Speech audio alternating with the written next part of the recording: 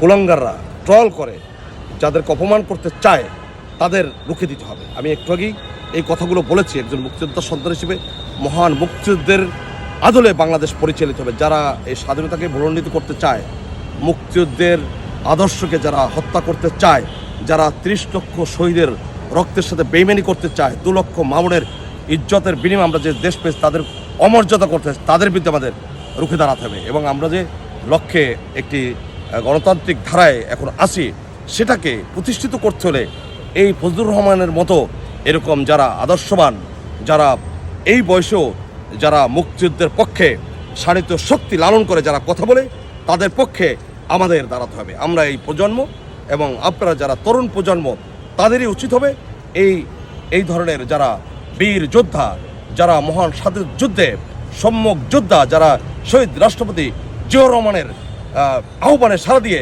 যারা সম্মুখ যুদ্ধে অংশগ্রহণ করেছে, তার মতো একজন বীর মুক্তিযোদ্ধাকে যারা অপমান করে, আমরা ব্যথিত, আমরা লজ্জিত, বাংলাদেশ লজ্জিত।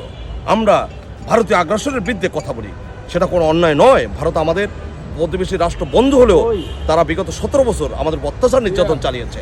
আমরা পাকিস্তান এখন যুদ্ধ শেষ হয়েছে, কিন্তু আমরা ওইদিকে যেতে চাই না। কিন্তু আমরা ভাই বলেছে যে আমাদের অসম্মান করলে আমরা কথা বলবো।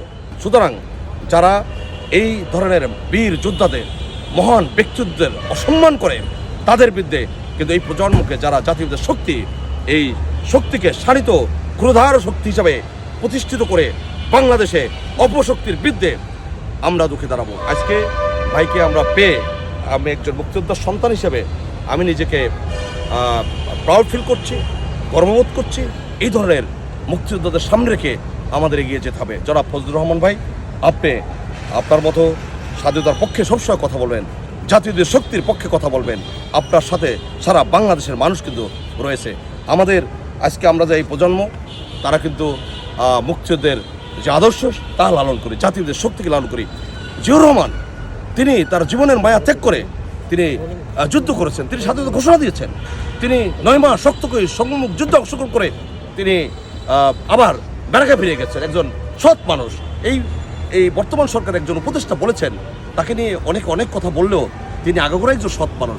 সততাই তার পুরস্কার। জাতি বারবার তাকে সংকটময় মুহূর্তে জিয়াউর রহমানকে স্মরণ করে। কেন করে? জিয়াউর রহমান একজন সেক্টর কমান্ডার, একজন স্বাধীনতার ঘোষক, একজন বীর মুক্তিযোদ্ধা, একজন রাষ্ট্রনায়ক, একজন সেনাপ্রধান। কিন্তু তার কোনো অর্থ ছিল না, তার কোনো লোভ ছিল না। তিনি দেশের মানুষকে ভালোবাসতেন। তার সততা তাকে আজকে এখানে নিয়ে এসছে। এরকম একজন মানুষ আজকে ফজলুর রহমান। তাকে নিয়ে যখন যারা অথর্ব, যারা কুলাঙ্গার, তারা তাকে যেভাবে অসম্মান করে, অর্থাৎ মুক্তিযুদ্ধের প্রতি অসম্মান করা, মহান স্বাধীনতার প্রতি অসম্মান করা, আমরা রুখে দেব এই প্রত্যাশায় আপনাকে